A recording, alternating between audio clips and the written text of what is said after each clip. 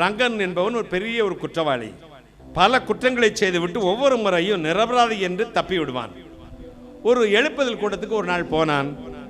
அங்கு கேலி கலாட்டா செய்வதற்காக சென்றான். அந்த கூட்டத்தை கெடுக்கணும், இந்த கன்வென்ஷனை, இந்த கிறிஸ்தவ கூட்டத்தை. இருபுறமும் கருக்குள்ள பட்டயமாகிய வசனமும் இதயத்தை குத்தியது. மனம் திரும்பினான். அவனுக்கு தீர்ப்பு சொன்ன நீதிபதி அந்த கூட்டத்தில் இருந்தார். தன்னை விட பெரிய நீதிபதி இயேசு கிறிஸ்துவை என்று அப்பொழுது அவர் கண்டார். அவனுக்கு தீர்ப்பு சொல்கிறார், நிரபராதி என்று தீர்ப்பு சொல்லி விட்டார். அந்த நீதிபதி அந்த கூட்டத்துக்கு வந்திருந்தாராம். இவன் மைக்க பிடிச்சுக்கிட்டு சாட்சி சொல்லியிருக்கான். அப்பொழுதுதான் அந்த நீதிபதிக்கு தெரிஞ்சது, இருதயங்களெல்லாம் அறிகிற ஒரு நீதிபதி நமக்கு மேலே ஒருத்தர் இருக்கிறார். கையை தட்டுங்களேன், ஒரு அல்லேலூயா. கெட்டு போகிறவர்களை ரட்சிக்கவே இயேசு கிறிஸ்து இந்த பூமிக்கு வந்தார்.